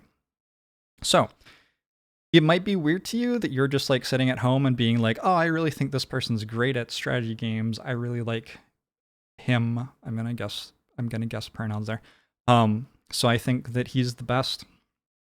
And then I'm saying like, you are part of a systemic problem which is causing sexism in strategy gaming. But like,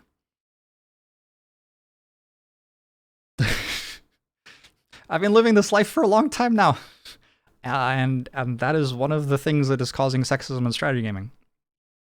So I would generally say like, detach yourself from the idea that you're successfully using statistics to understand who the best Slay the Spire player is.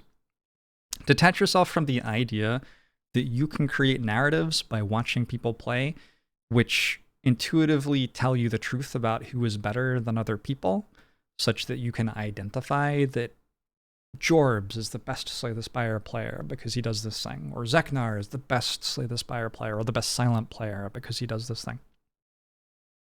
And just have priors that are like kind and open to other people having value.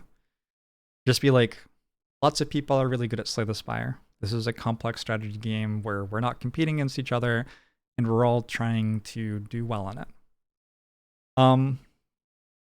If it was normal for everyone in the Slay the Spire community to have those prior beliefs, my interactions with the Slay the Spire community would be much, much different. Like, I could have backseating on my channel. I could talk about strategy with other people. But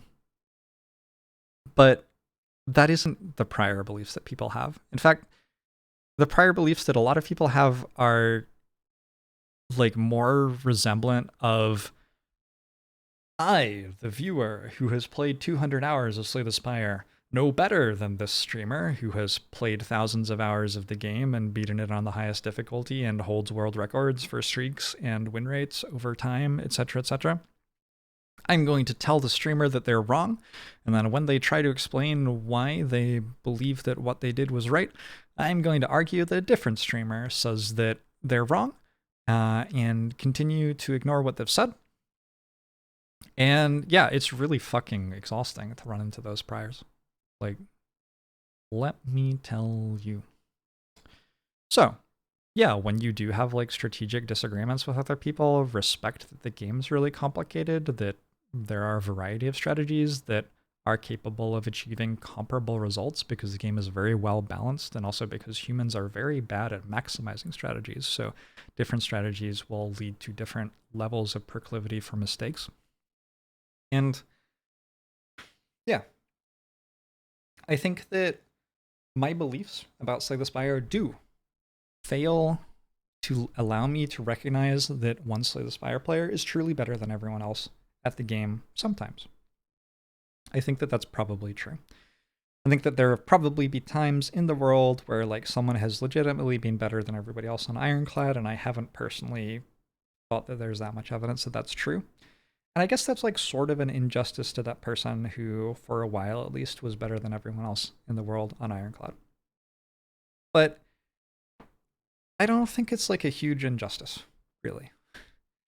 I think that a much larger injustice would be the false positive.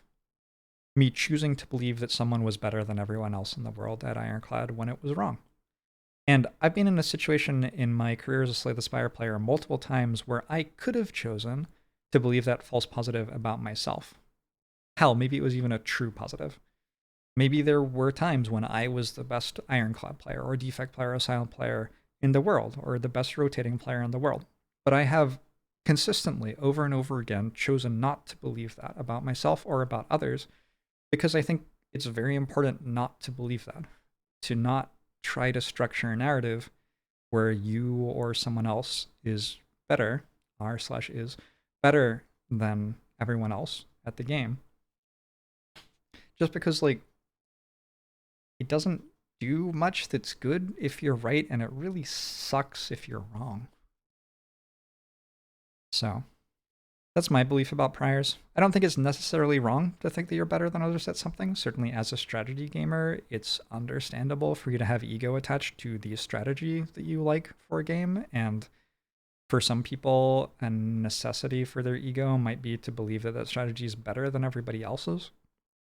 I would say to that idea, like, you can explore a strategy and Slay the Spire without it needing to be better than everyone else's strategy and still be providing value to yourself and to Slay the Spire and everything else. Like, examining how you win runs on Ironclad where you get Juggernaut early is valuable, even if picking Juggernaut early isn't good on Ironclad. So if you like picking Juggernaut early on Ironclad and you become like a specialist in Juggernaut-based Ironclad strategies, it doesn't really matter if your win rate's lower than other people. You still have a lot of value, and when somebody hits the transform button and gets Juggernaut, they're going to want to get you on the phone, right?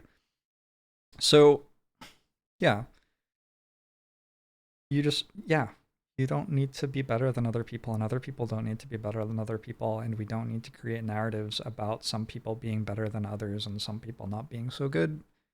And I think that when we do, we create large amounts of harm, and I've personally in my life seen the consequences of that harm.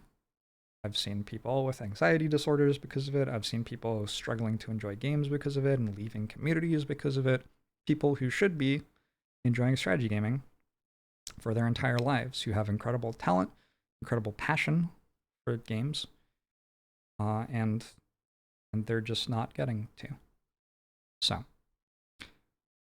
that's my takeaway from all of this. I hope you enjoyed the video. Sorry if it was negative at times. One thing that I hope the occasional negativity was able to communicate was like how destructive and toxic and frustrating and yeah, just how miserable it can be to be someone who cares a lot about these games and have other people create narratives, perhaps based poorly in data, about you not being as good as they are or whatever. I'm sure a lot of us like intuitively understand how that feels, but it has certainly sucked for me at times in the Slay Spire community. And yeah, I've said what I wanted to say. I hope that this is a good video with a good answer. And if I sent you here because you were asking me like what I thought of somebody else's results and whether they were better than me or not, or whether I thought I was better than other people, or whether I really thought did a win streak meant anything, isn't it just chance, or whatever. I hope that I've given you a good, full, detailed attempt, at least, at an answer to that question.